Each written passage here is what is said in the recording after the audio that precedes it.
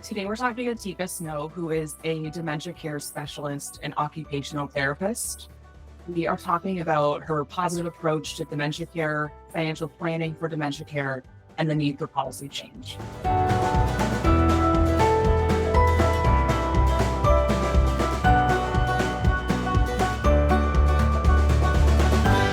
My name is Teepa Snow, and I'm an occupational therapist, and I've been in practice for close to 44 years now. So I'm old. But in that lifetime, before I ever became any of those things, I was a family member and I was a granddaughter and had a grandfather who moved in. I had a sister who was younger than me who developed a brain tumor when she was very young. And so that became part of our life. And then on the other side, a grandma on the other side developed a dementia. And then my mom later on in my life developed dementia related to brain metastases. And then I had a mother-in-law who also developed brain changes due to problems with glucose metabolism. So I've been in the role of a family member multiple times and a friend. But I've also been in the professional world I've taught at university and community college. I've worked in community. I've worked in facilities. I've done hospice, home care. I've done clinics, early identification, wellness centers. Over the course, I worked in head injury for multiple years. So I've done a wide variety of things in many different places in healthcare, but also in support care. Like I've done hands-on care. I was a nursing assistant before there was a certification. When you just followed somebody around and then you got your assignment, back in the day. So I've been around the block a lot, I guess. Yeah, I mean, I love that. And I'm so excited to have you here to talk about your experience. I am curious, you have all of these, you had all these like early experiences in caring for people and sort of seeing healthcare and the systems and all of this, did any of that influence sort of where you decided to go professionally? Interestingly enough, yeah, it was really a mixed bag because there was developmental disabilities and then there was elder care and then there was head injury and there was so I've always been curious truly about people whose brains are changing, stroke or any of those kinds of things. And I've always been particularly interested in how do you live life after a change? How do you make life happen? And it's a lot more difficult than people think to make all this come together. And how does it impact families? And you've got one generation, but then you have the next and the next and the next. And it's not all bad, but it certainly does impact and it does change things. Both the allocation of resources, but also, like how people view themselves and move forward in life. And I having been involved in, we helped develop a Medicaid waiver program in North Carolina for people who didn't want to go into institutions. They wanted to stay at home. So I've done a variety of kinds of things, and that's really helped me inform the work that I do now, which is helping people living with dementia and their families. Yeah, I mean, I'm excited to sort of focus on exactly what you just said, people living with dementia and their families.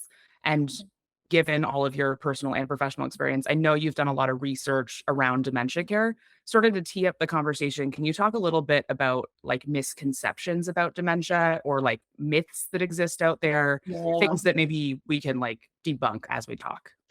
Yeah. So one of the biggest challenges is we miss the early signs and early state of dementia way too often. And most families are typically 3 to 5 to 8 years in before they suddenly come to the truth that they're dealing with dementia. And it could be a variety of dementias. They tend to think everybody thinks Alzheimer's, and it's like that's not necessarily true. And they think old, and that's not true. And they think, oh, yeah, well, people get real frail. They won't know who you are. And it's like, well, that's way down the road. So let's look at early things and how many times we miss um, evidence. And so because we miss the evidence, we miss opportunities. And one of our opportunities we miss is starting to pre plan and prepare before we're in the middle of it, being overwhelmed by it and struggling a lot.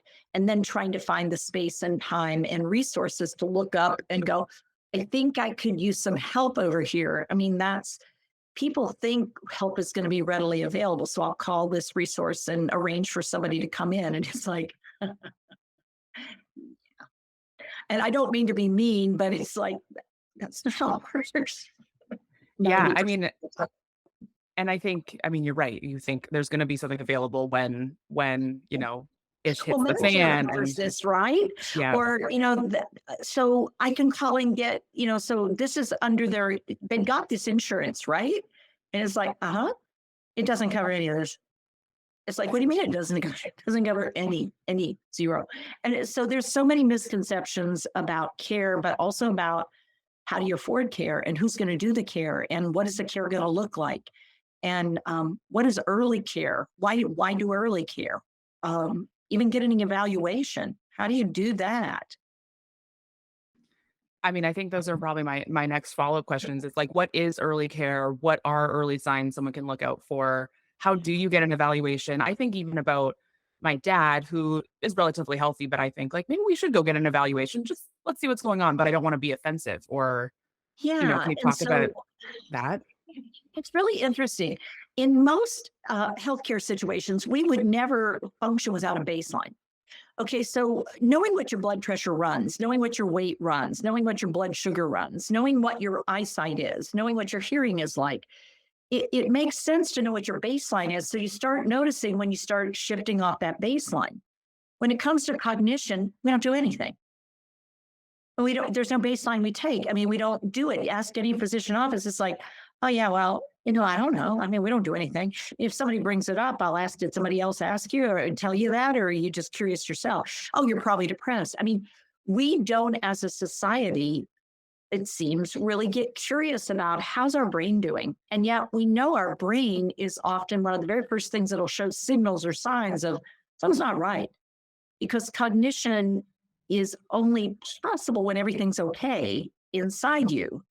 And even if the reaction is emotional, that emotion is coming from a change in ability somewhere. So my anxiety goes way up. I'm more depressed. I'm sadder. I'm frustrated. I don't understand. I can't find the things you say. You know what I'm talking about? When you can't find the things you want to say, oh, shoot, this is ridiculous.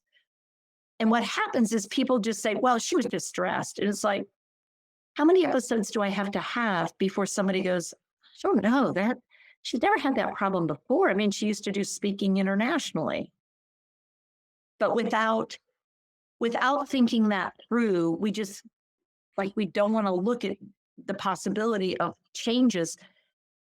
And yet the reality is not everything is dementia that changes. It's like, oh, her blood sugars are really running all over the place. Or wow, her blood pressure is starting to creep up and we didn't really do it as frequently as we could.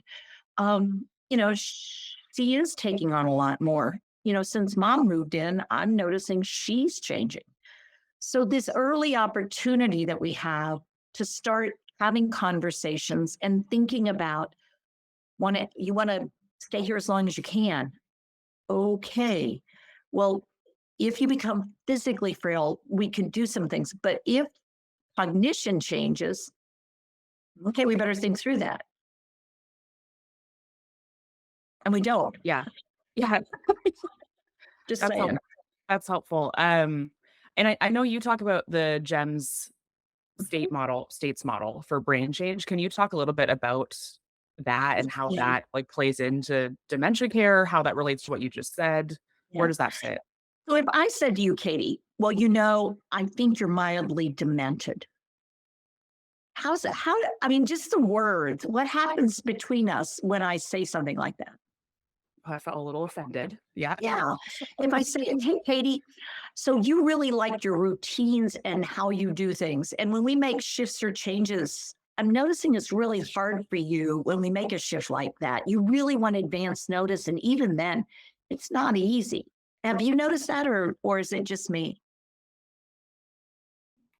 That feels much nicer. Yeah. And so what I'm doing is exploring, are you getting rigid and inflexible, which frequently happens when somebody's starting to struggle a little bit. But I said it in a way, and the reason for the gem states is if I don't make you feel valued and I don't treat you as a partner in this, no matter where you are in your dementia, it starts to feel uneven and unequal. And unfortunately, it can get into conflict much more rapidly and readily versus we're in this together. We need to come together. We've got to figure this out because I don't want to abandon you. And I also don't want to feel trapped because as your care support, it's not a good place to be. And it's not good for you and it's not good for me. And so the gem states was my way of saying, look, there's a way of looking at brain change. And either of us could experience what I call diamond moments where I get rigid and inflexible. Mom, what did I tell you about driving? I mean, it's like, that's not your dementia right now. That's my stress. But as a care person, if I don't start recognizing, hey, Teepa, you're getting really stressed about this stuff and you're getting pretty rigid, and that's affecting the relationship.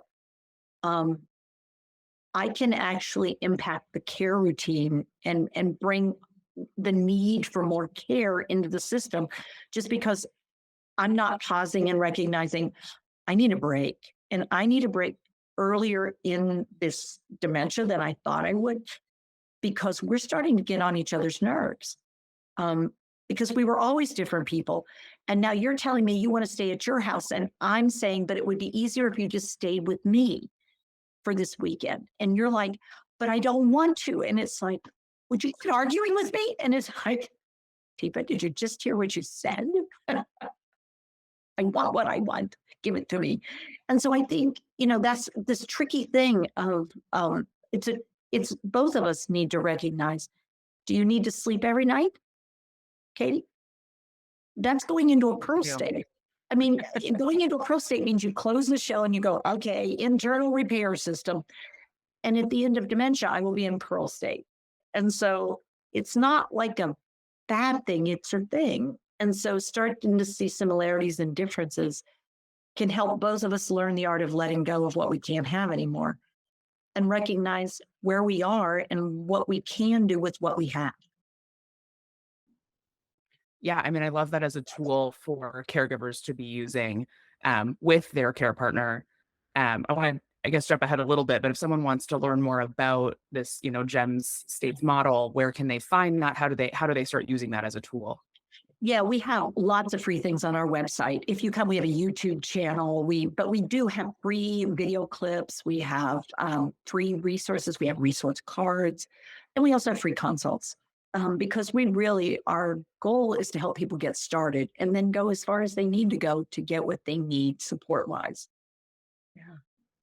Yeah, thanks. I don't want to jump ahead to where people can find you, but I think, this is interesting and that would have been my next question.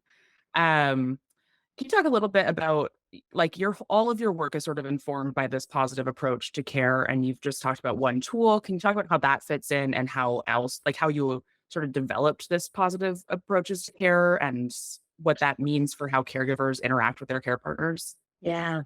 So when I was first starting out, one of the things I would watch people do is come up, lean in on somebody and say, what do you want for lunch? And it's like, I don't think you know how you look when I'm sitting in the jerry chair. I'm sitting in the chair and you're yelling at me. Well, I wasn't yelling. She's hard of hearing. And it's like, uh-huh. Okay, well, let's try this. Because, the likelihood of me wanting to engage with you, interact with you, answer you, even be able to think straight when you're right there, it's just not so good. And instead, if I go, oh, Katie, time for time for lunch. Do you want something hot or cold? Like, So okay. come on, let's go see what we can find. And all of a sudden, I'm not doing battle and I'm not arguing and I'm not feeling frustrated and you're not frustrated. So early on in my career, I started trying out some things and then I started helping other people try out things with their own bodies, with their movements, with their words, with their visual regard. And I was doing a lot of research into what can people living with the brain changes that come with dementia, what do they still have the ability to do? And if you notice that, you can use it.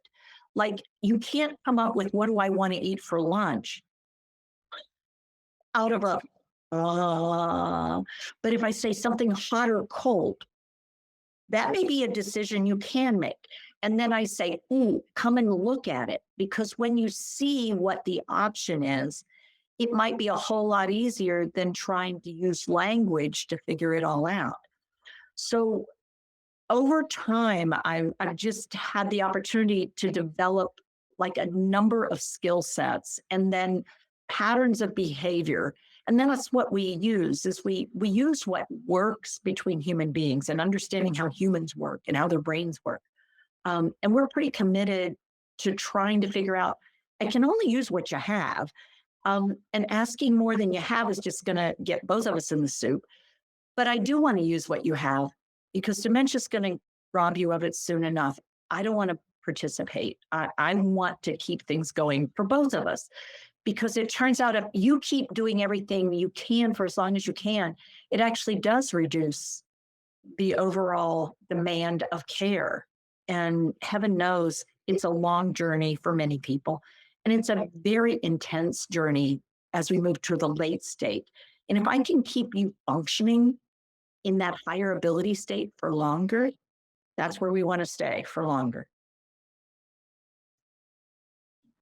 Do you have any like words of wisdom, I guess? Because I think there is you mentioned, there's this understanding or people think that dementia is they don't remember anything immediately. And Yeah. it's a progressive disease. It's going to change over time. And I guess any tips for someone who's like starting out who thinks that but really wants to be a compassionate caregiver. You've just described, there's lots of tools you can use and ways you can get skilled, but how do you start so that you're not leaning in and yelling at someone, what do you want for Yeah. lunch? Yeah. So one of the really basic things to understand is there's two ways you can turn your body. If you turn a little to the side and yet face the person, that's called supportive. If I get right in front of you and chest to chest you, that's confrontational. And if we realize as the brain changes, so does the visual regard ability. And so the world is getting a little smaller for me if I'm the one living with dementia. So if you get right in front of me, you fill my world up. And I'm having more trouble frequently processing language. It takes me a little bit more to get it. And if you're leaning in right in my face and speaking in a really loud voice, it actually makes it really hard.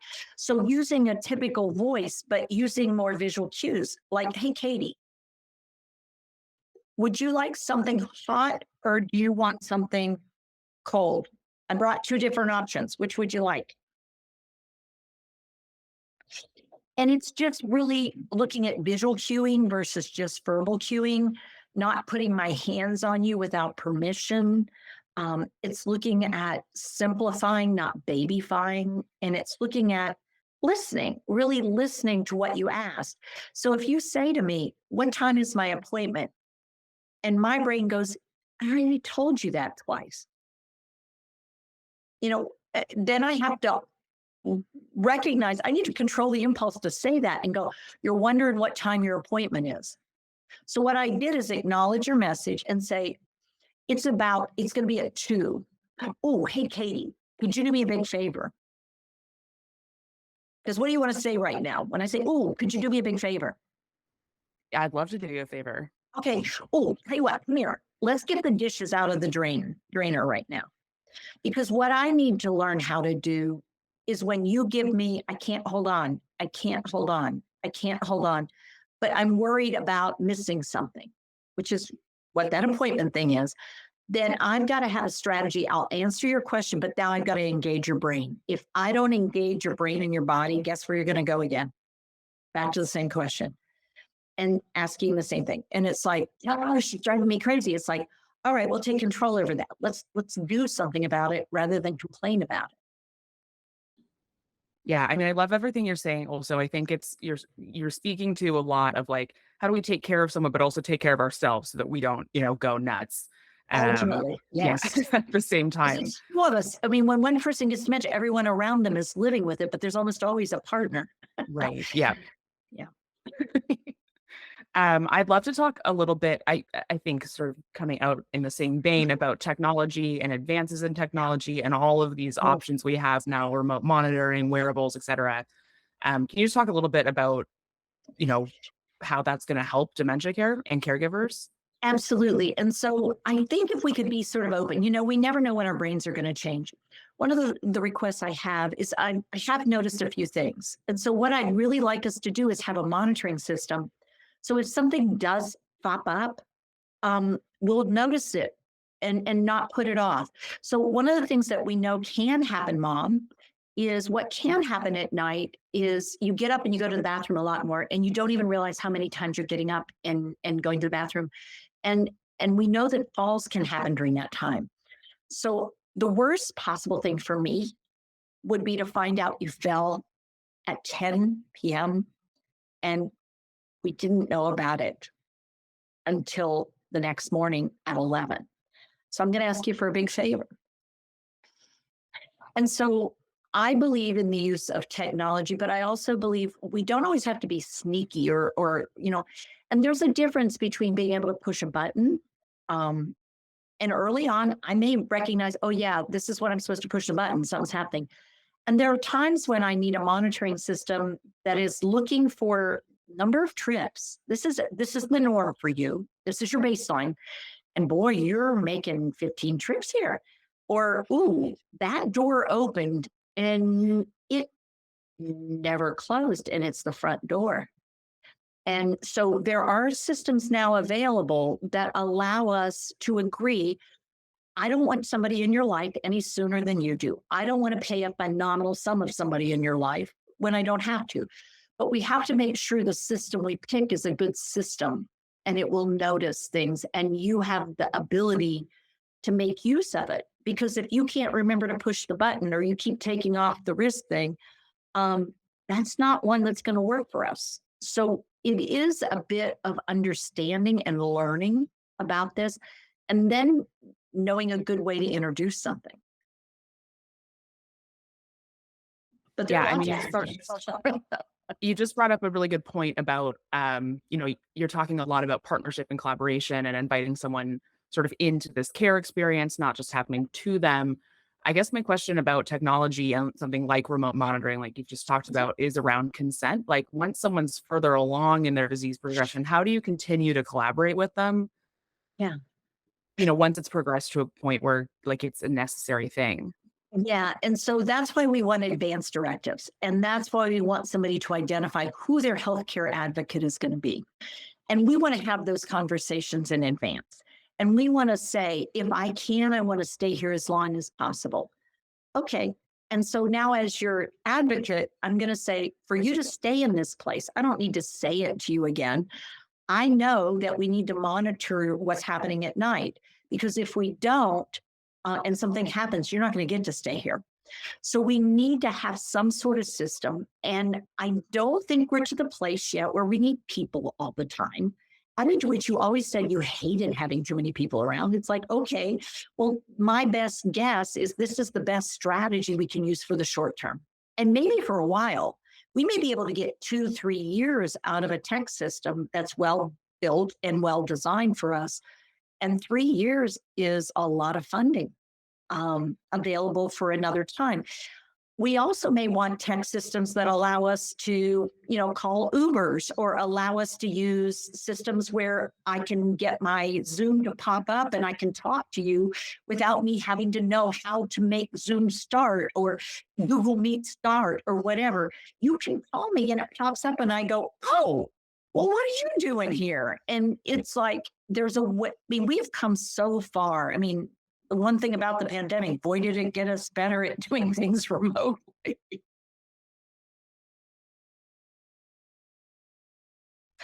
But I think technology has so many opportunities now, and we're at the very front edge. I think there are systems out there that are AI oriented that are non intrusive and they're not retaining like my whole life, but they are picking up on noises, sounds, or experiences or movement patterns. And they learn faster than we can sometimes. This is not her usual pattern. Something's up. And it gives me the alert before the crisis happens. And some of the systems have actually been able to demonstrate they reduce the risk of hospitalizations, rehospitalizations. They reduce the risk of medication complications, problems with falls, because I'm starting to notice some instability. It allows us to start picking up on things, patterns of socialization that can help us help much more effectively. And when I say effectively, cost effectively, but also socially effectively, um, then we wait for something to happen, which is our current pattern all too often. Yeah, I mean, to be honest, I hadn't even really thought about how AI is, has potential here in dementia care, Mm. or really any care scenario, but that's, really exciting. I obviously am an advocate for tech. I work for a tech company. We are a tech company, but I am curious, are there any, like, you've obviously seen a big change over the course of your career around technological advancements. I- are there any downs are there any downsides you've seen around tech in So dementia what I was care? just yeah, what I was just doing is the chair alarm or the bed alarm. The old-fashioned ones where they would just yell, and so there's nothing worse than an alarm that goes off when when I'm up. And then to have somebody then, Teepa, Teepa, honey, you need to sit back down. You don't want to fall, do you? Because that's not I mean, we've gotten past that. I mean, unfortunately, it's still used in some locations, but there's tech that diminishes and there's tech that supports. Um, we've got to make sure our tech matches abilities. And when I say that, I'm not just talking about the person living with dementia. I'm talking about their care partner. Because sometimes in spouse partnerships, for instance, I have somebody who has vision impairment and physical impairment, like cerebral arthritis, and they've got glaucoma or they've got cataracts, and they're trying to be the primary. And it's like they can't read the medication any better than I can figure out what I'm supposed to do. So having a tech system that is effective for both of us can be really important. Having a system where it says, um, Katie, it's time to take your pills. And Katie goes, okay. And she doesn't go take her pills. And there's no way to verify that. I think you took your pills because, like you clicked the box and it's like, and she didn't go do anything. And so one of the things we know is some of the tech systems that are created are not really um, field tested with the people that are being asked to use them, with the people who are going to support them using them. And so we end up with a system that doesn't work well. But there's nothing wrong with the tech; it's just not a good match. And I think of all things, that's probably where I've seen the biggest struggle over the last 5 to 10 years is figuring out where someone is. And for some people, picking up a tablet and doing something with the tablet, that's high tech. Clicking on the buttons to get the video to play, that's tech. Um, it's like an app. Oh, no, no, no. I'm not up for an app. App is too much. I'm not into the app. I'm just trying to get the video to play. And we tend to think globally of like, so yeah, I've got this great app. And it's like, how do you turn this on again? Uh, yeah, no, I mean, I am, middle of the millennials, and still I'm like, how do you use that thing? So I understand what you're saying about matching, someone's abilities. Do you have any Especially resources when for? they change. I mean, this is Yes, where yeah, dementia comes in because they keep changing. Like in the morning I'm this, but in the evening I'm that. right. And and it's like, yeah, so we need these flexible systems and smart people who know how to apply them accurately. Yeah. Yeah. Do you have any resources for where people can find, like, I don't know, I guess maybe assess where they're at with tech and then find the appropriate tech? There's some national and international groups that are starting to work with tech for people living with dementia. Dementia, the international, was it Alzheimer no, wait a minute.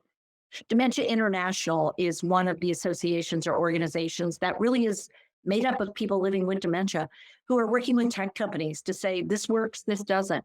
But there are also groups of high tech people. They tend to be toward the coast rather than in the middle of the country, although Chicago probably qualifies. But you will find universal design, you will find high tech companies, you'll find international companies that are starting to recognize, wow, it's more than just elopement issues and wandering issues and falls recognition. There are so many more alternatives and opportunities. And so it's really starting to hone in on where are resources for people living with dementia and their care partners. Area agencies on aging may or may not have access to a lot of that. They do have caregiver support personnel. How skilled they are with knowing about the latest in tech, though, it gets tricky. I mean, it is overwhelming for many, many people. And that's one of the what's my baseline on tech and where can I start investigating good tech support? Yeah, that's super helpful. My next question is sort of twofold. It's coming out a little bit of what you just said around like tech can be expensive, finding resources can be expensive, trial and error of what does or doesn't work can be expensive. So I guess I'm curious a little bit about that. Maybe the bigger question is just we know finances are a primary concern for family caregivers. Can you just talk a little bit about that at large, how people can be financial planning, what they should be thinking about sort of at each stage of the disease? Yeah. This is a general question. Yeah. And so, so finances, yeah, it's usually a big what? When families come to recognize how little is reimbursed in the world of dementia. I mean, it is one of the most expensive conditions you can live and die from. And yet it's one of the poorest reimbursed of anything. Mostly you'll be reimbursed when you have an acute episode of something else, or you have a trauma, or you have something bad happen to you. Most systems are not designed to support someone living with dementia. And so there's a huge potential of wasted resources, financial resources, and time resources, and knowledge resources in trial and erroring. So, one of my recommendations early on is whoa, pause. Um, do you have someone who's very knowledgeable about how to protect your financial resources? And do you have someone in your mix who's very knowledgeable about what care resources and what options there are before you need them so you can start looking at where might I fit in here? Where might my mom or my sister fit in here given this situation? Here's the amount of resources we have. What is the pattern that makes the most sense given? And then this is where you have to have somebody who knows how to set up care plans and know how to plug in resources. And the trickiest part is they also need to understand the different dementias and what they look like and how they are, and really appreciate the people who are going to be living with them. So that we have a system that is built layer by layer, and we call it the pieces of the puzzle, 6 pieces of the puzzle. Putting the puzzle together so we never lose sight of the person, but we also don't lose sight of the people who are involved, the environment that they're in, the other health conditions that might be impacting, but also how are people going to spend 24 hours, 7 days a week, because that's how life happens. And, as soon as you start putting all that together, your brain goes, wow, this could get to be a lot. And it's like, yeah, so let's pause early on and let's take a preview. And then let's look at some resources we're going to need to make this journey reasonable. And so invest a little time, knowledge, and money up front before you get so far in there and you've wasted. You're like, well, I didn't know this wasn't going to cover that. And it's like, yeah, I hate that for you. I mean, I really do, because if you'd asked me, I would say, yeah, none of that's going to be covered. And a simple example is incontinence products. No incontinence products are covered until you get on hospice. Well, wait, wait, I'm going to need them a lot early on. I'm going to need them in the middle. Okay, so what that means is I want to try to preserve continence as long as possible. Okay, who do I need to do that? How do we do that? Well, that's where tech monitoring, when's she going to the bathroom? What's going on? Could she have a UTI? How well is she drinking and hydrating? So just as I say all that, Katie, I mean, people could feel overwhelmed.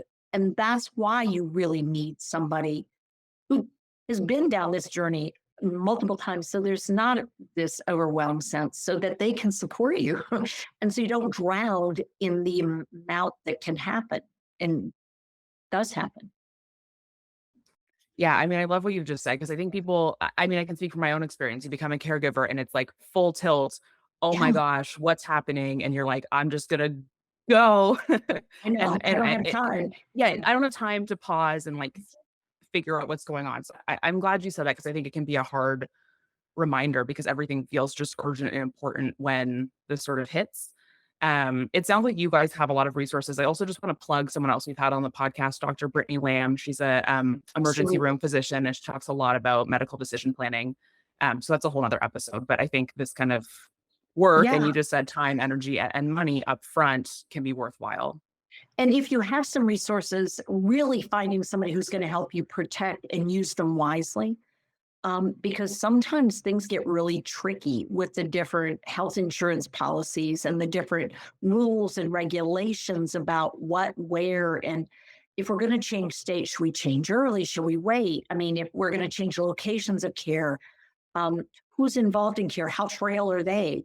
All these things start to be important when we start looking at oh, well, we've got plenty in savings. It's like,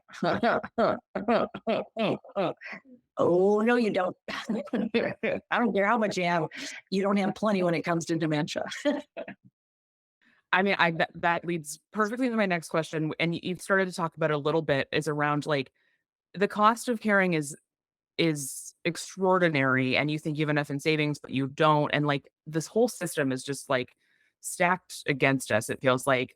Can you talk a little bit about policy and like what we can be doing as individuals to be advocating for change Yeah. here? Because it feels like it's only getting worse. It's only getting worse. And one of the most frustrating things is we had all this, we've got this new system of Obamacare and stuff, or whatever you want to call it, but we have new opportunities. None of them address dementia. We still haven't addressed dementia. And what we have is a whole bunch of people who are on hospice, but then they come off of hospice. Now I'm back in the boat, and we don't have the support for folks and families, particularly. Housing is a huge issue. But our next issue is people to provide the support and care.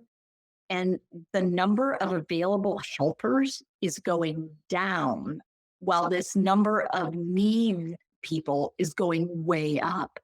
And families are now really feeling gutted emotionally about, I can't not work. I mean, honestly, I can't not work. I can't afford to not work. What do I do? And so dealing with, okay, so what are some alternatives and options? Well, there's adult day help, there's adult day, there's senior care, there's putting people together in small group. I mean, but if you are not aware of those resources, all of those are private pay resources. And then we have to switch over to Medicaid. Well, if you make a mistake in using your assets in certain ways, there's a penalty zone, and that means time that you don't qualify. And so, and then if you have lots of money and you use it in ways, and then you find yourself, but she's going to be in an environment she hates, and it's like, so now we have to go to a whole nother system. No. And so there's a lot of, and I would say for carers, there's this additional cost to your own well-being and health and um life and even time that you have. Because what starts happening is it starts being your life instead of being part of your life. It is your life. And how we've done that for several generations with very poor outcomes. And we've got to start doing a pause button and going, okay, we need to do this differently this time. Let's relook at how we're doing it. And honestly, policymakers still haven't addressed some of the bigger issues of the inequalities. Like, you have to go to the hospital for 3 days to qualify for Medicare coverage for your first, brief stay in the long-term care facility for rehab. And it's like, but she didn't need 3 days. I mean, they were able to stabilize her, but she's really weak. And so she does need to get, well, she doesn't qualify for Medicare. And it's like, somebody needs to take a step back and go, okay, this doesn't make sense. And I feel like, everybody's so scared of dementia and its potential costs. I mean, but we're already spending well over, I mean, the cost for care is like I'm like, I think it was this last year, it was like the estimate's $72 billion. But, I guess if the carers are, supporting that, we don't need to worry about it as a country, right? Like, wait a minute, what about their employers? What about their lost days of work? What about, I mean, I think, employee leave is a whole issue. Like, how do I have time to do some of this? Our employee assistance programs designed not just for children, but also for caring for someone otherwise, and prepare us for that and know what the resources are for us? Could my employer start being more responsive to my needs so I can stay on the job? And I think our policymakers are not really meeting the needs. Yeah, I'm interested to see sort of what happens in the coming, hopefully soon, because it does feel like caregiving as a concern is like more in the national spotlight. But you're right, like we're not keeping up. Um, so I am curious and really hopeful for what might happen. To Yeah. not end this conversation on a downer about how the system stacked against us. Is there anything you're seeing that's like encouraging by way of like advocacy organizations Yeah, or, you know, specific policymakers, absolutely. anything you're seeing Yeah. that's encouraging? I think there are selected policymakers who are getting the message. We have certain states that are going, okay, we need to become dementia aware. We need to get dementia knowledgeable. And we actually are going to have to become dementia competent, frankly, because our population is there. And we need to move past being just friendly and say we're friendly to develop the skills to actually deliver, so that a small group of people could get together and be supported while another group of people get what they need. And it doesn't need to cost a fortune. What we need is the systems that support that kind of acknowledgement. We do need apps, we do need tech, but we also need human beings who can appreciate the complexity of this and help people problem solve their situations. And we are out there. The tricky part is it's easier to get money for a quick fix pill often than it is to really help people figure out how to keep working through life, when the pill will buy me maybe a point on a scale, but you know in reality I can really use that money that you were going to give me for the pills. How about if we put that into support structures with music therapy and with animal assist over here, and here's where Wednesday we can go and do this, and that could happen. And we start, and Bill Braeburn is a gentleman who's doing some really big picture stuff that I think sustainability is our big issue. And it's exciting to see some movers and shakers saying, yeah, we're going to figure it out. If you can't figure it out, we'll figure it out. And is there anything something I'm really encouraged by is sort of this like caregiving community that's on social media. And there's a lot of Yeah. people that are speaking up and getting louder and have, pretty large audiences because we can reach people Yeah. faster and wider than we used to be able to. Is there anything that someone like me or these other people that I've just referenced, like what can we be doing on an individual level to be contributing to the work that you've just Yeah. mentioned? So I think one of the things that you talked about early on with your dad is like, we don't need to say, Dad, I'm worried there's something wrong with you. But it's like, hey, Dad, what's really curious? I'm actually going to the doctor next month, and I'm going to say, how do you assess for baseline cognition on somebody? Or how would you assess my basic stress level, so that we would notice over time if I started to show signals? Because right now, I've got this and this and this going on, but, I think I'm pretty good. But could we just sort of start being curious? And so making a higher request from, those who serve us to say, I'm really curious about this. What if? And be more willing to make that call and say, I'm really concerned that we have such poor coverage for people who are living with brain changes, that it's so hard to access and get resources like incontinence products, like a tech system that could actually buy us a significant amount of time, but we have to make sure it's a good match. So we need systems that work. And I think each of us sort of starting to raise those voices and then coming together and presenting. This is a good thing. This I find not okay. And we aren't going to accept it because, it's the cheapest thing available. It's like cheap doesn't work. Why should I keep doing it? I don't understand. Yeah, I mean, I love that. I think there's a tendency to want to be like, do the biggest thing and run a huge campaign. But what you've just said is, I think, really helpful. Remember that like every little action, like the squeaky wheel gets the grease. And if all of us are doing something, but feels like not monumental, No. change is going to happen over time. Yeah. I mean, our motto is one mind at a time, changing the culture of dementia care one mind at a time. Because if you change something and something changes, I mean, that's the name of the game. And building an inclusive community Yeah, is really the ultimately where we're going to have to go, because the numbers are going to force us to go there. right. Yeah. Um, Sorry. no, I mean, it's true. And hopefully, we can keep sharing this out so that more Yeah. people hear it. We like to ask everyone on the podcast, and this question's a little bit different for you, but the question normally is, what do you know now that you wish you had known at the beginning of your caregiving journey? Question's a little bit different for you. But I guess what is something that you want people at the beginning of their caregiving journey to know now? Um, this is a marathon. Um, and anyone who's going to prepare to run a marathon, you don't want to start off in a sprint. And you do need a team to help you get there. And it takes time to get ready for this. So start thinking there's a potential that I may be asked in my life to run a marathon. Never thought I would. I don't want to run a marathon. You know what? Life doesn't care.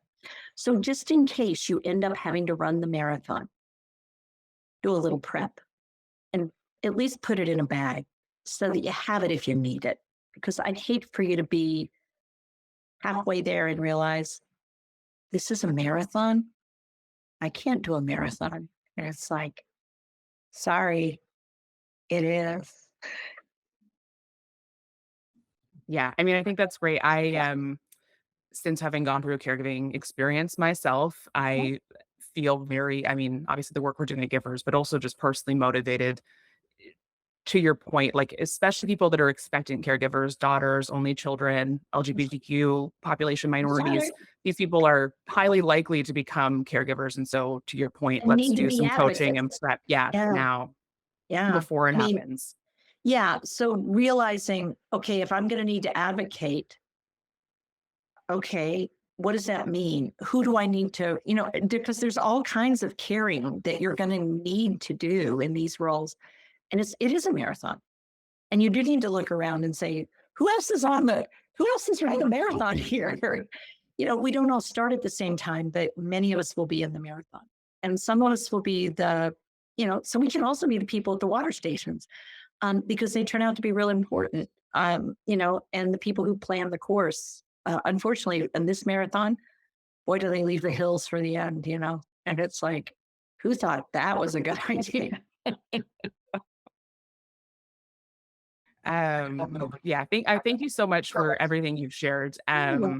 If people want to find you online, where can they find you to learn more about your work and resources? Oh, there's all kinds of places. We have YouTube channels, but we have teepasnow.com, which is just my name with no space. And we have lots of free stuff and lots of connections. And we also we do have YouTube, we have TikTok, we have Instagram, we have, Facebook, teepasnow.com. It's the same thing. It's just in different spaces. Yeah. There you go. Awesome. That's perfect. We'll be sure to tag you, especially your website, so that people know where to find you. I really appreciate, I mean, you You're sharing so welcome. much information with us. This is super helpful to our audience and hopefully yours. Thanks, Katie. Yeah, for sure. Because it's a pretty wide reaching condition that people are trying to figure out.